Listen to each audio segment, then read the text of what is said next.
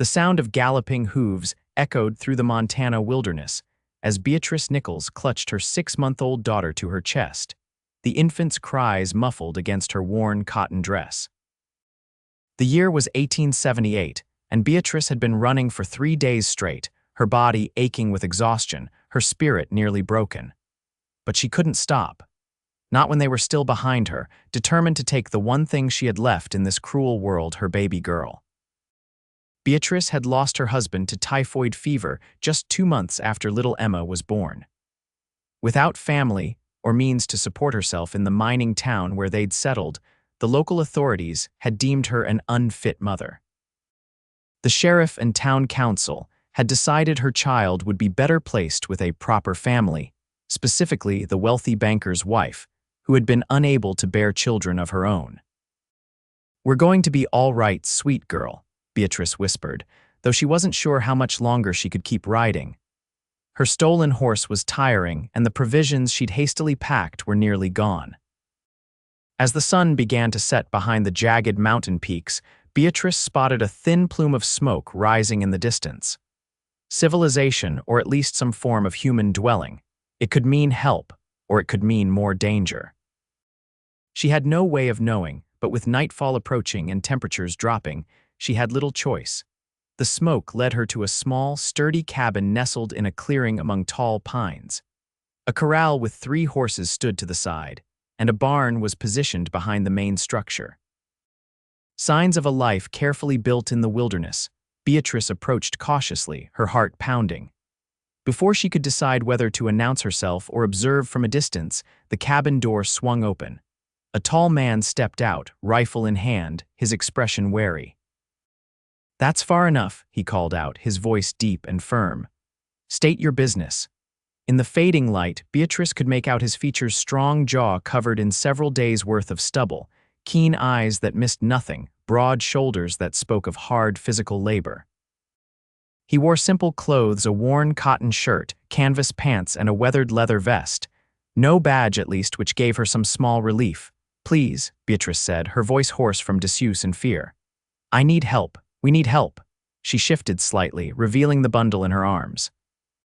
The man's posture changed almost imperceptibly, the rifle lowered just a fraction. "A baby?" he asked, surprise evident in his tone. "My daughter," Beatrice confirmed, fighting to keep her voice steady. "Men are following us, they want to take her from me." The stranger's expression darkened. "Why would they want to do that?" "They say I can't provide for her," Beatrice said, the words bitter in her mouth. "That she'd be better off with someone else, but she's all I have left, she's my child." For a long moment the man said nothing, just studied her face in the dying light. Then he nodded once, decision made. "Name's Dawson Yates," he said, lowering his rifle completely. "And you'd better come inside." Beatrice hesitated, weighing her limited options. This stranger could be dangerous, but the wilderness at night was certainly dangerous, and those pursuing her were not far behind.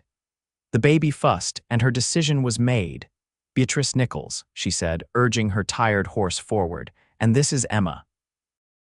Dawson nodded, his eyes scanning the tree line behind her. "Get your things. I'll tend to your horse. You look dead on your feet, Mrs. Nichols." "Miss," she corrected automatically. "My husband is gone." Something flickered in Dawson's eyes, understanding, perhaps, or sympathy. "I'm sorry to hear that," he said simply, then gestured toward the cabin.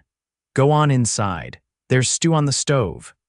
The interior of the cabin was modest but meticulously maintained. A large stone fireplace dominated one wall with a small cooking stove beside it. A table and 2 chairs sat in the center of the main room, and Beatrice could see a bed behind a partial divider. Everything was neat, functional, with few personal touches beyond a bookshelf stocked with well-worn volumes. Beatrice sank into a chair, her legs finally giving out. Emma had quieted, blinking curiously at the new surroundings. For the first time in days, Beatrice allowed herself to breathe. When Dawson returned, he moved with quiet efficiency, ladling stew into a bowl and placing it before her without comment. He fetched water, added wood to the fire, all while giving her space. There was something comforting in his calm presence, his lack of invasive questions. "How far behind you are they?" he finally asked, sitting across from her. Half a day, maybe less, Beatrice admitted, spooning stew into her mouth. It was rich and flavorful, the first real meal she'd had in days. I lost them in the foothills yesterday, but they'll have picked up my trail by now. Dawson nodded, his expression thoughtful. Who exactly is looking for you? The sheriff from Silver Creek, a man named Hollister, and probably some of his deputies. She swallowed hard. They have papers.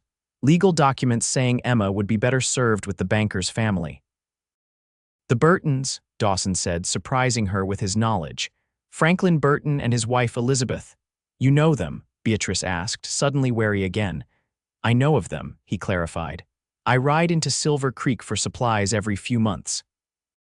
Burton's got half the town in his pocket, including the sheriff. He studied Emma, who was now sleeping peacefully in the crook of Beatrice's arm. What happened to make them target your child specifically? Beatrice looked down at her daughter's face, tracing a gentle finger across her perfect cheek. Mrs. Burton saw her at the general store, commented on how beautiful she was. Next thing I knew, there were rumors spreading about my ability to care for her. Her voice hardened. My husband was a miner. When the fever took him, I was left with almost nothing. I've been taking in washing, sewing when I can get the work. It isn't much, but we were managing. Until the Burtons decided they wanted what was yours, Dawson concluded, his jaw tight. The sheriff came 3 days ago with papers saying they were placing Emma with a stable family for her welfare. Beatrice's eyes filled with tears. I wasn't even given a chance to protest. They were just going to take her. So I ran. Dawson was quiet for a long moment. You need sleep, he finally said. Take the bed, I'll keep watch. I couldn't impose, you're not imposing if I'm offering, he said firmly. Besides, that little one needs her mother rested if you're going to keep outrunning them. Beatrice wanted to argue, but exhaustion was overtaking her. Thank you, Mr. Yates. Dawson, he corrected. Out here, formality seems a waste of breath. Dawson, she repeated, the name feeling strange on her tongue. I don't know how to repay your kindness. Not being kind, he said, rising to his feet, just doing what needs doing. Beatrice carried Emma to the bed, creating a small protected space for her among the pillows. She lay down beside her daughter, not even bothering to remove her boots. The last thing she saw before sleep claimed her was Dawson sitting by the window, rifle across his lap, his profile sharp against the firelight. Dawn came too quickly. Beatrice woke with a start, momentarily disoriented by the unfamiliar surroundings. Emma still slept beside her and the cabin was quiet. She rose carefully and found Dawson at the stove frying bacon. You should have woken me, she said, running a hand through her tangled hair. You needed the rest, he replied simply, sliding the bacon onto a plate. Coffee's ready. As they ate breakfast, Dawson outlined his thoughts. They'll be following your trail, which leads straight here. We can't outrun them, not with the baby, so we make our stand. They have the law on their side, Beatrice pointed out, or at least papers that look legal. Papers can be forged. Laws can be twisted. Dawson's voice was matter of fact. What they're doing isn't right. Sometimes a person has to stand against wrong, even when it wears a badge. Why would you do this? Beatrice asked, studying him. You don't know me, this isn't your fight. Dawson was silent for a long moment, his gaze distant. I know what it is to lose everything, he finally said. And I know what men like Burton do when they decide they want something. They don't care who they hurt. Before Beatrice could press him further, the sound of approaching horses reached them. Dawson moved to the window, his body tense. 3 riders, he reported. Sheriff Hollister and 2 deputies, looks like. Beatrice gathered Emma into her arms, her heart pounding. What do we do? I'll talk to them, Dawson said, checking his rifle. You stay inside. I won't hide while you face them for me, she protested. His eyes met hers, something fierce burning in them. I'm not asking you to hide. I'm asking you to trust me to handle this first approach. If things go sideways, I'd rather not have bullets flying near that baby. Beatrice reluctantly nodded, moving away from the window but positioning herself where she could hear everything. Dawson stepped onto the porch as the riders approached. They stopped a respectful distance from the cabin, clearly noting the rifle in his hands. Morning, gentlemen, Dawson called, his voice casual but his posture alert. Something I can help you with. The man in the center, wearing a tarnished silver star on his chest, nudged his horse forward. Sheriff Hollister was a corpulent man with small, calculating eyes set in a florid face. "Looking for a woman and child," he announced. "Track them to these parts." "That's so," Dawson replied, giving away nothing. "Young widow named Nichols," Hollister continued, "took off with her baby." "Against the law." He patted his breast pocket significantly. "Got papers right here authorizing the child's removal to proper care." "Sounds complicated," Dawson observed. "What'd she do that was so terrible the law's taking her baby?" One of the deputies, a thin man with a pockmarked face, spoke up. "Ain't proper for a woman alone to raise a child, no means of support. Child deserves better." "And I suppose someone's already lined up to take this child?" Dawson asked, his tone conversational. "The Burtons have generously offered to give the child a proper home," Hollister said pompously. "Now, we know the woman came this way. You seen her?" Dawson shifted slightly, his rifle casually visible. "What I'm seeing is 3 men hunting down a mother and her baby. Doesn't sit right with me." Hollister's expression hardened. "This ain't your concern, Yates. We're conducting official business." "Is that what you call it?" Dawson's voice had gone dangerously soft. "Seems to me you're doing Burton's bidding, not upholding any real law." The second deputy, younger than the others, looked uncomfortable. Hollister's face flushed darker with anger. "The woman's inside, isn't she?" the sheriff demanded. "Stand aside, we have legal authority." "You have papers," Dawson corrected. "Doesn't make what you're doing right." Hollister's hand moved toward his gun. "Last chance, Yates, move aside, over my dead body." Dawson's voice was calm, but there was steel beneath the words. The rifle in his hands hadn't moved, but its presence was unmistakable. A tense silence fell. The younger deputy shifted nervously in his saddle. "You're willing to die for a woman you don't even know," Hollister sneered. "I'm willing to stand for what's right," Dawson replied evenly. "Are you willing to kill for what's wrong?" The cabin door opened behind him and Beatrice stepped out, Emma held close against her chest. "This is my child," she said, her voice trembling but determined.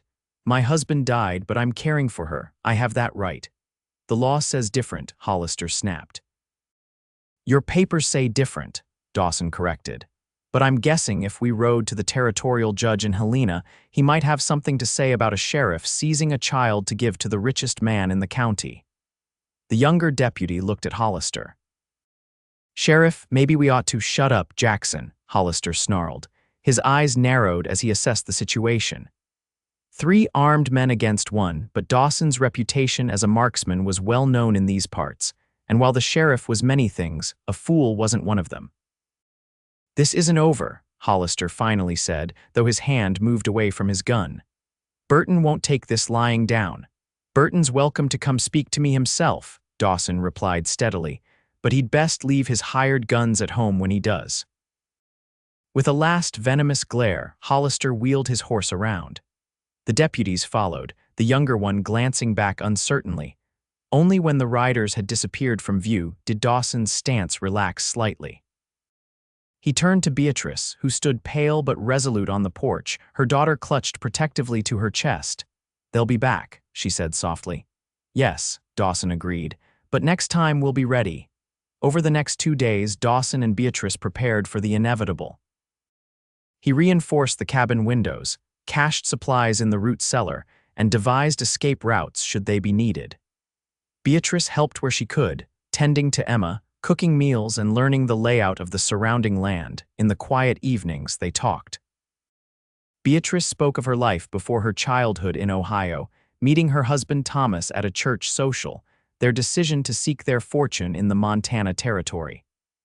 Her voice softened when she described Thomas, his gentle nature and determined spirit. How devastated he'd been when the mine accident crushed his leg, how bravely he'd fought the fever that eventually took him. "He never even got to see Emma smile," she said wistfully. "He died before she was old enough." In turn, Dawson gradually revealed pieces of his own past. He'd been a cavalry scout during the war, then a rancher in Wyoming until raiders killed his wife and burned his homestead 5 years earlier.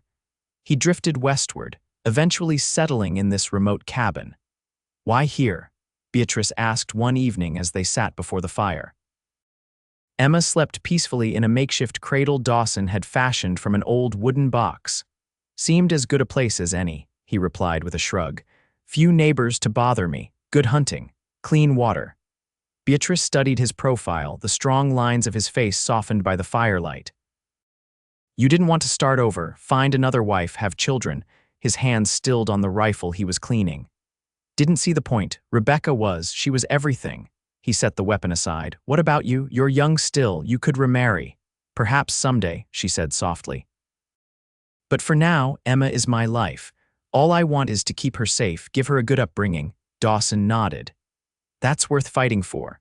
On the third morning, Beatrice was hanging laundry while Dawson chopped wood when a single rider approached. It wasn't Hollister or his deputies, but a well-dressed man on an expensive horse. Franklin Burton had come himself. Dawson set down his axe and moved to stand between Burton and Beatrice. Burton reined in his horse, looking down at them with undisguised contempt.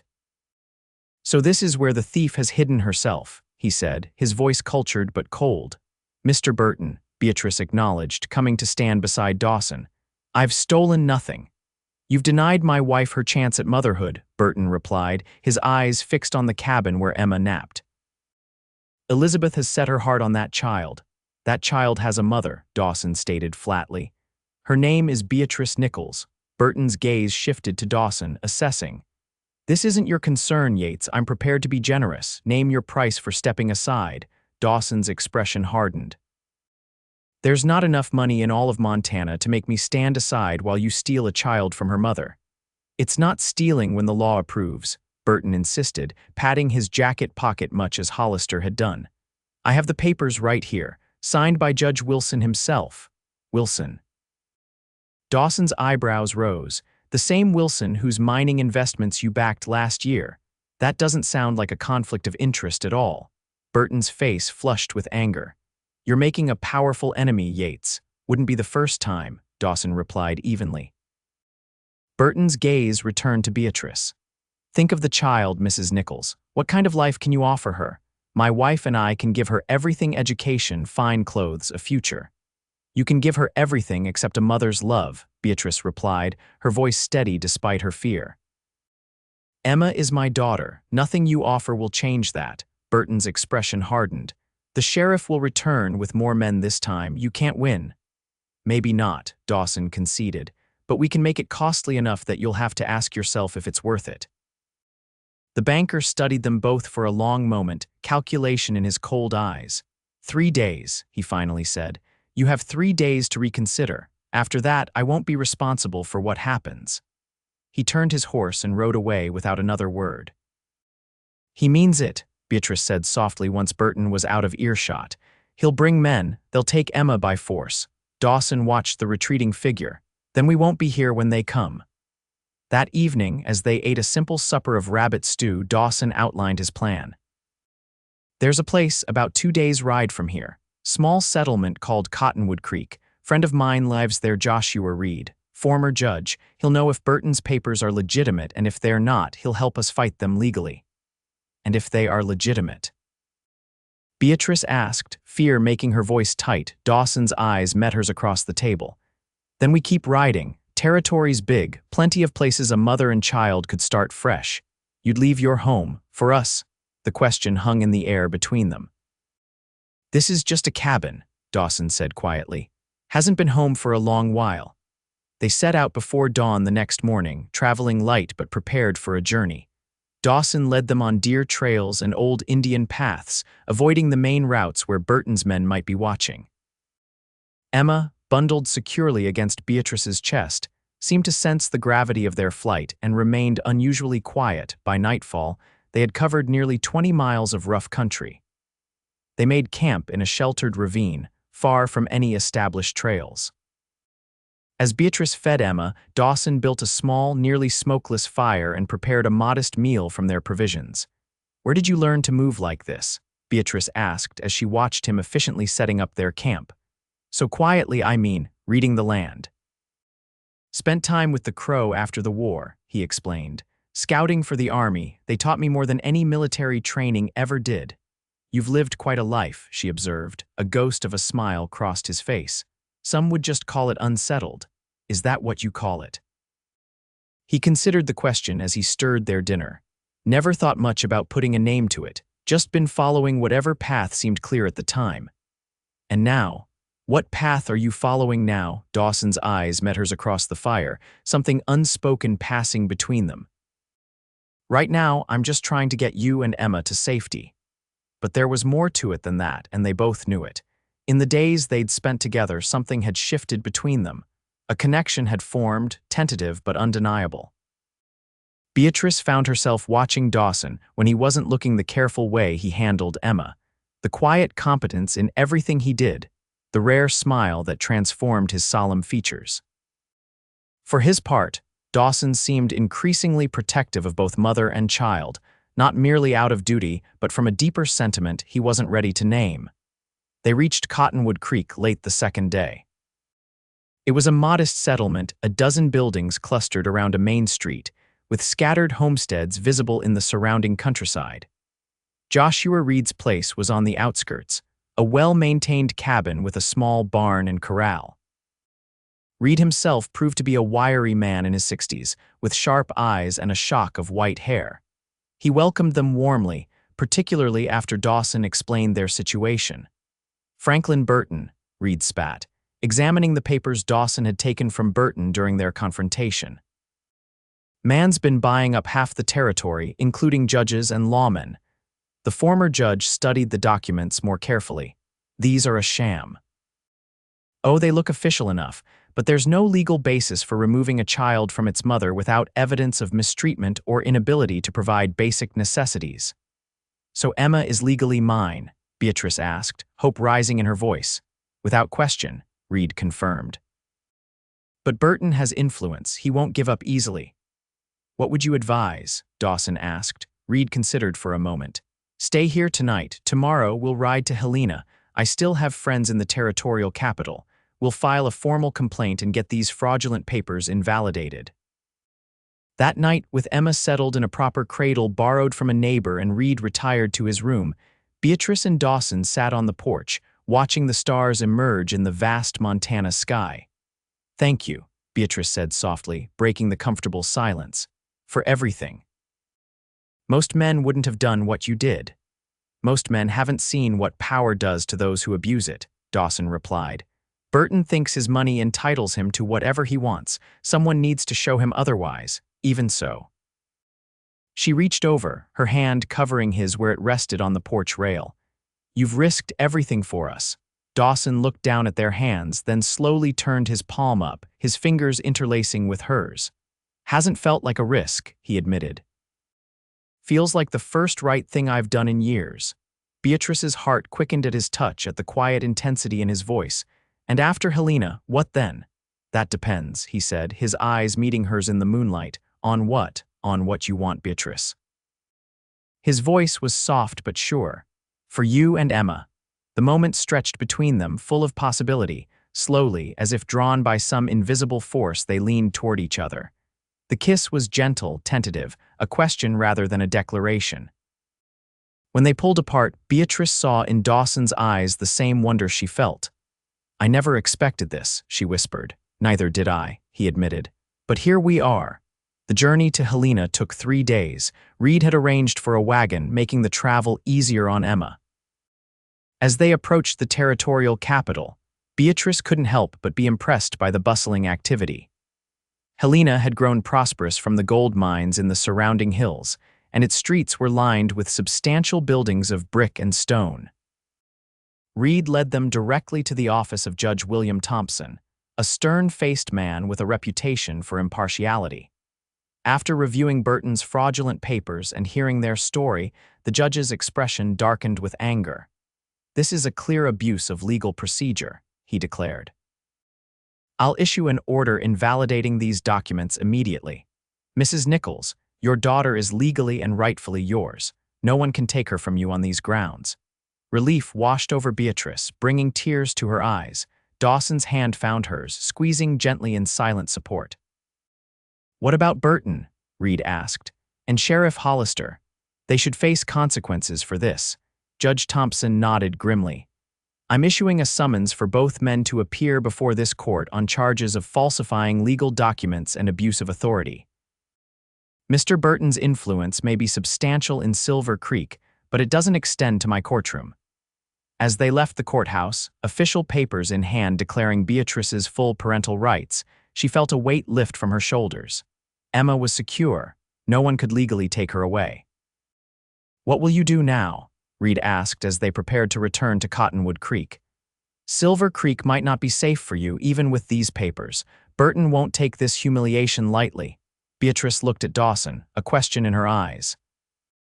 They hadn't spoken of the future, of what might come after their immediate crisis was resolved. "I've been thinking," Dawson said, his voice uncharacteristically hesitant. "My cabin's remote, but the land is good, plenty of room for a garden, maybe some cattle eventually." His eyes met Beatrice's.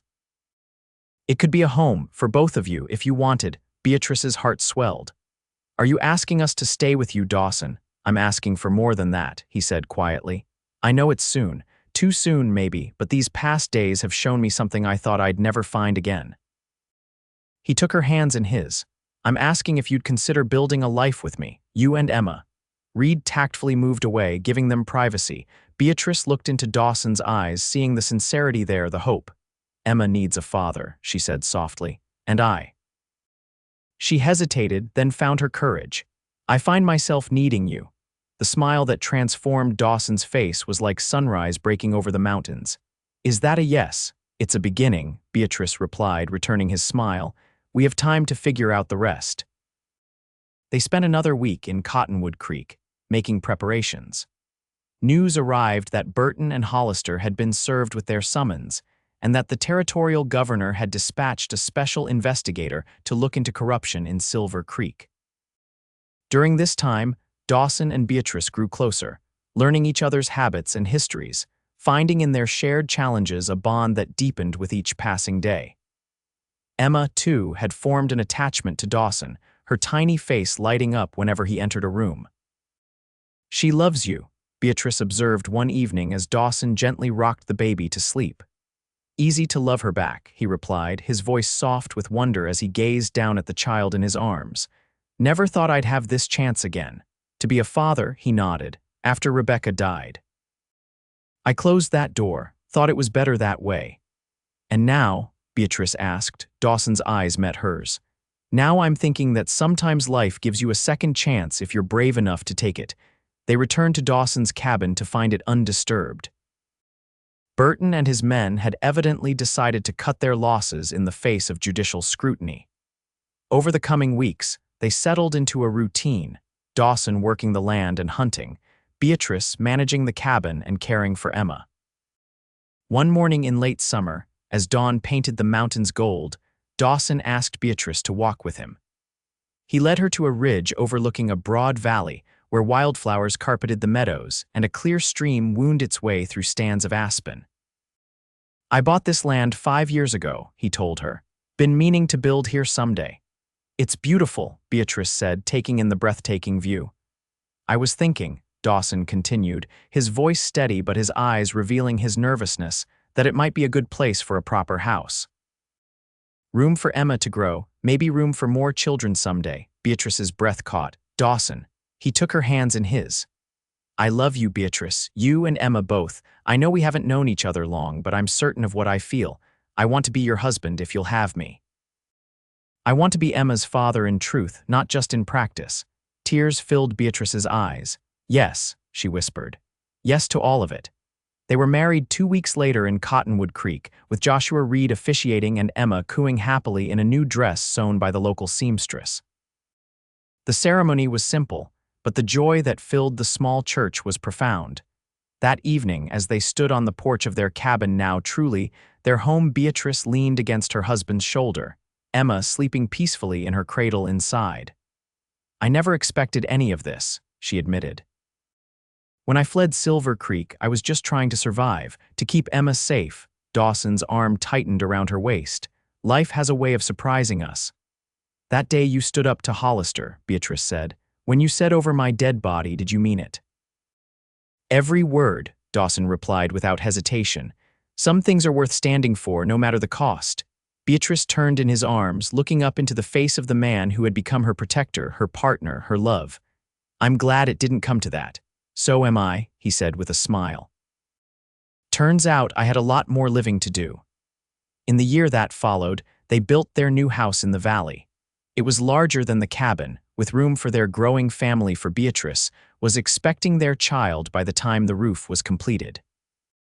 Emma, now walking and beginning to talk, delighted in following Dawson around as he worked, her small face alight with adoration for the man she called Papa.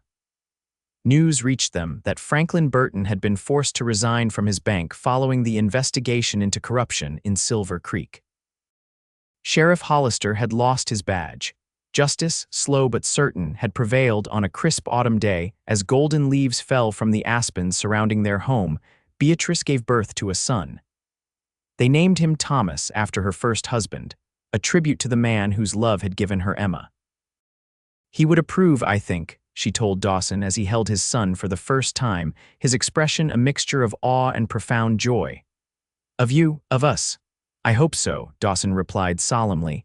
"I'll try to be worthy of the family he started." Emma, now nearly 2, peered curiously at her baby brother, her small hand tentatively touching his cheek. "Baby," she said with satisfaction. "That's right, sweetheart," Beatrice smiled. "Your baby brother." As twilight settled over the valley, Dawson sat with his family gathered close, his heart full beyond measure. From the darkest moments of his life, the loss of his first wife, the years of solitary grief, had come this unexpected gift, a second chance at love, at family, at home. Beatrice, watching him with their children, knew she had found something precious and rare. A man who had stood between her and those who would take her child, who had risked everything for what was right.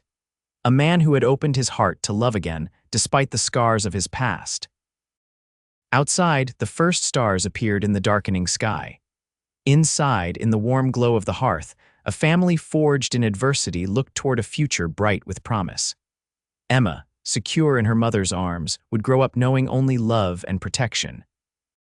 Thomas, the newest Yates, would never know the fears that had marked his sister's earliest days.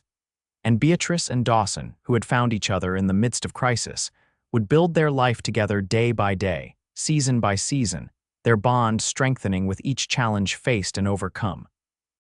It had begun with a desperate flight, a mother's determination to keep her child, a man's courage to stand against injustice. It would continue as a love story, written not in grand gestures but in daily acts of caring, of commitment, of choosing each other again and again through all the years to come. As night fell completely, Dawson reached for Beatrice's hand, their fingers intertwining as naturally as breathing. No words were needed. They had found their way home. The years passed swiftly in the valley that became known locally as Yates Meadow. Dawson's small herd of cattle grew, as did their family. After Thomas came Catherine, born on a snowy winter night, and then Michael, who arrived during a spring thunderstorm 3 years later. Emma, the oldest, blossomed into a confident young girl with her mother's warm heart and her father's steady nature. Cottonwood Creek grew into a proper town, with a school and a church where the Yates family was well known and respected. Dawson served on the town council, his fair-mindedness and integrity earning him the community's trust. Beatrice taught at the school 1 day a week, sharing her love of books and learning with the local children. Their home became a gathering place, filled with laughter and music. Dawson had carved a fiddle during that first winter of their marriage, and on Saturday evenings, neighbors would often gather to hear him play the old songs he'd learned in his youth. "I never knew you could play like that," Beatrice had marveled the first time she heard him. "Didn't see much point in playing when I was alone," he'd replied. "Music needs someone to hear it." On Emma's 10th birthday, Dawson presented her with a special gift, a locket containing miniature portraits of both her birth father and himself. "So you'll always remember that you've been loved by 2 good men," he told her as she opened the precious memento. Emma's eyes had filled with tears as she hugged him fiercely. "I only remember one papa," she whispered, "but I'm glad to know about both." Beatrice, watching them, felt her heart overflow with gratitude. Dawson had never sought to replace Thomas in Emma's life, but had instead honored his memory while creating his own bond with the daughter of his heart. The shadow of their past in Silver Creek rarely fell across their happiness, but occasionally news would reach them. Franklin Burton had lost most of his fortune in failed mining ventures and had moved east in disgrace. Elizabeth Burton had eventually adopted a child from an orphanage in Denver, finding motherhood in her own time. "Do you ever think about what might have happened?" Beatrice asked Dawson one evening as they sat on the porch, watching their children play in the yard. If they had managed to take Emma that day, Dawson's expression grew solemn. "Sometimes. But then I look at our life now and I know that some things are simply meant to be. You were meant to keep your daughter, and I think maybe I was meant to find you both." As Emma approached her 18th birthday, a letter arrived from Helena.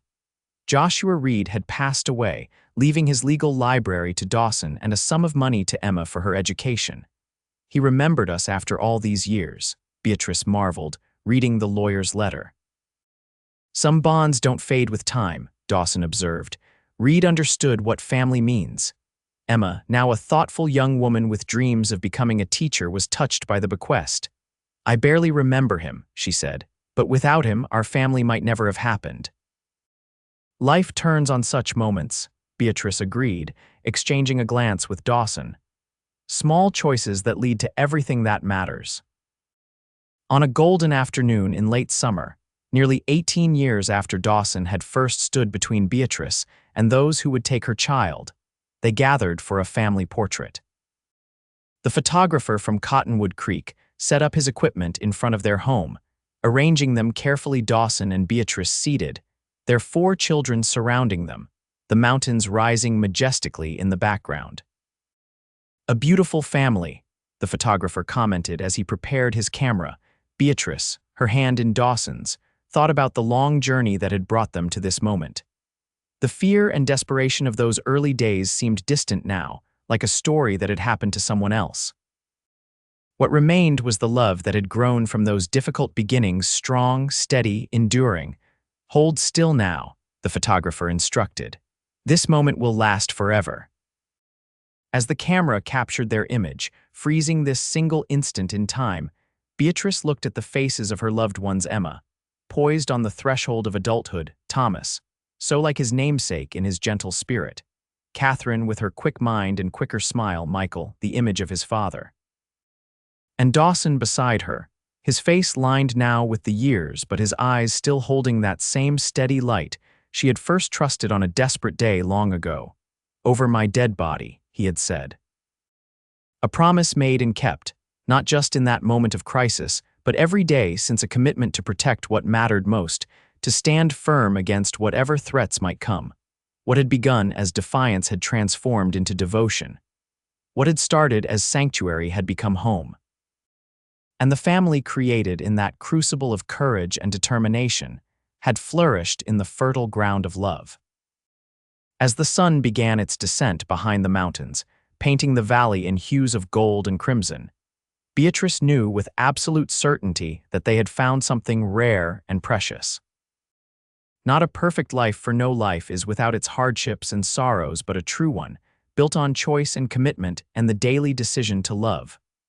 "What are you thinking?" Dawson asked her later as they stood together watching the sunset.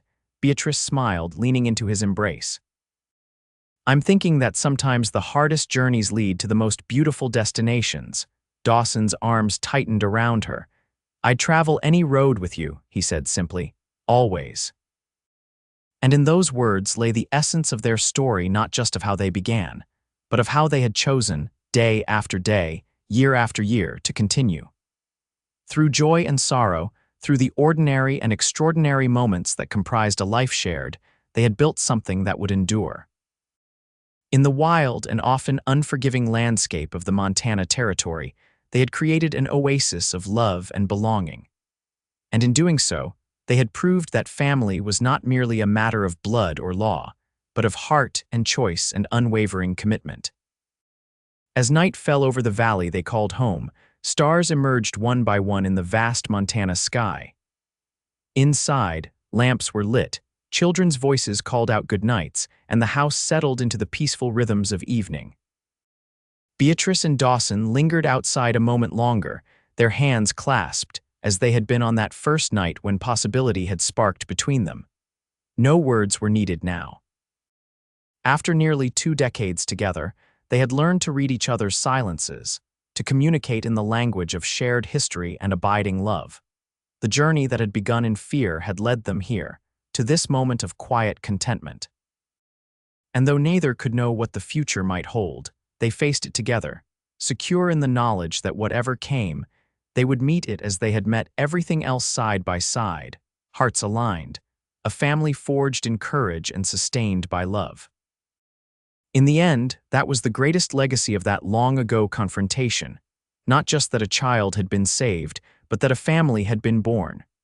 Not just that injustice had been defied, but that love had been affirmed. Over my dead body, Dawson had said. And in its place, life rich and full and overflowing had flourished instead.